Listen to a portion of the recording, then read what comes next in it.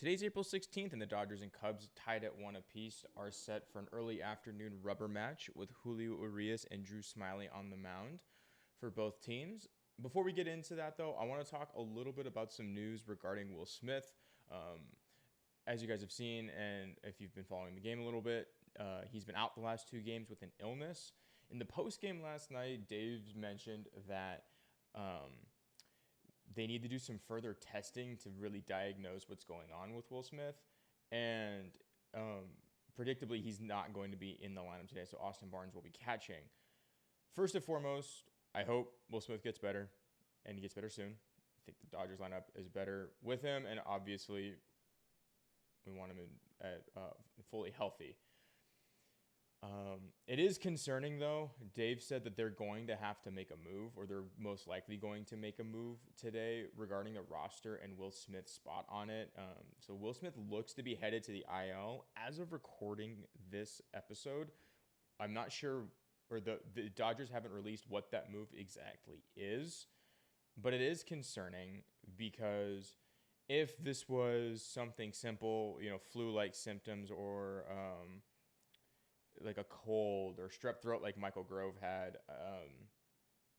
you just kind of eat the 5-6 days he's not going to be on the roster. But to stash him on the 10-day IL leads me to believe this might be something a little more serious, but I don't want to read necessarily too much into it.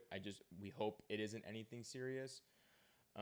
The only other catcher on the Dodgers 40-man roster talking about the move is Diego Cartaya. He's at AA right now with Tulsa. He's batting 250, 358, 450, and I don't expect the Dodgers to just elevate him to the majors. He needs a little bit more time. I think he saw he had a cup of coffee with the AA team last year, and I think he really needs a full season in AA, AAA. I mean, even coming into this season, they were saying he won't be ready until later next year, probably 2025, which lines up really well with the Austin Barnes contract. My guess is they're going to, what makes the most sense is they'll put Alex Reyes on the 60-day IL, which opens up a 40-man roster spot. Who they fill that roster spot with, I'm not sure. And I'm not going to pretend that I know because I don't know the Dodgers farm system that well. And I don't know who has service time or options or any of that. So, but what makes most sense is to open up that spot and to keep Will on the 40-man roster is to move Alex Reyes to the 60-day IL. So that's what we've got going into this game. So be on the lookout for any Will Smith news. And if we hear anything by the time the series recap and reactions are up tonight, or I'm recording those today, I will definitely be sure to address those and be sure to check those out as I'll post them after the game today. Anyway, getting back to the matchup between these two teams, let's look at the lineups. Mookie Betts leads things off with the Dodgers. Freddie Freeman's at first base. JD Martinez is batting third in DH. It looks like when a left-hander's on the bump, we're going to go JD 3, and when a right-hander's on the bump, we'll go Max Muncy 3. But Drew Smyly is left-handed, so JD gets to bat third. Max Muncy is going to be batting fourth and at third base. Trace Thompson's roaming center field today. James Outman is getting another look at a left-handed pitcher. I really like that, especially this one who throws mostly off speed. So we'll really get to test a little bit of that plate discipline and see if he can connect on Drew Smyly. Miguel Vargas is at second base. Chris Taylor is at shortstop. And like I said before, Austin Barnes is batting ninth and catching. For the Cubs, Nico Hoerner's at second base, Dansby Swanson's at short, Ian Happ is in left field, and Seiya Suzuki's in right field. Same top four we've seen the past 2 games. Trey Mancini's at first base, Patrick Wisdom's at third base. Cody Bellinger's moved down a little bit to the 7 hole and is also roaming center field. Yan Gomes, or Mike Piazza reincarnate, is batting 8th today for the Cubs, and Luis Torrens is DHing and batting 9th. A little bit about Drew Smyly. He's a sinker curveball pitcher that will flash a cutter. He's definitely a guy that if you just look at the raw numbers or the raw stats this year, you go, oh, we should knock him around. His ERA is deceiving. He gave up 7 runs against the Reds in his first outing, and then he held the Mariners to only 1 run over 5 innings pitched. So it's similar to the Michael Grove or the Noah Syndergaard start. You look at their ERA and go, okay, one good outing, one bad outing. Let's see how he does the third time around. That's kind of what we're getting today.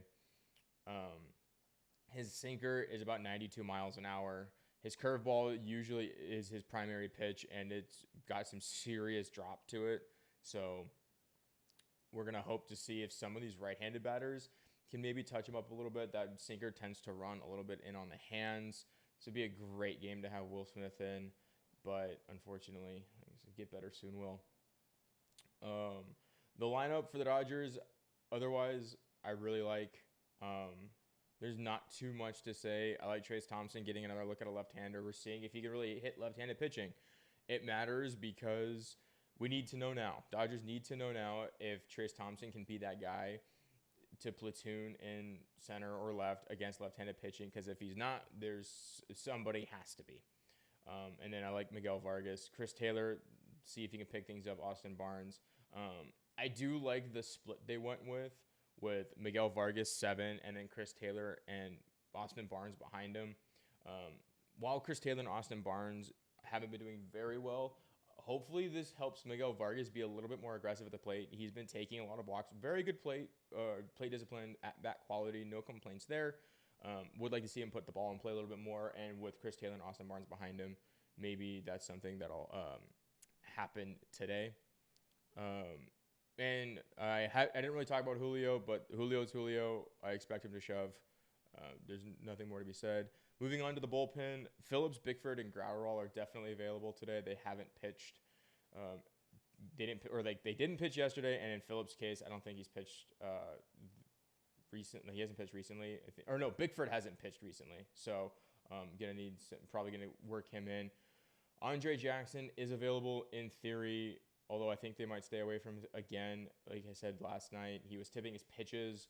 Even if they fix it, I doubt they want to run him out against the Cubs, who kind of know what to look for. So if they think they fixed it, but then didn't, you're running him out there to get shelled again. So I think they'll just wait until Dodgers play the Mets, I believe, who's up next. If they need a left-handed pitcher tonight, they'll go to Ferguson most likely, because he only threw 9 pitches last night, and Vesia was 20+. They'll probably leave Vesia, give him a blow. I don't think they'll need a left-handed pitcher today. If you look at the Cubs lineup, it's just filled with right-handed batters, sans Cody Bellinger.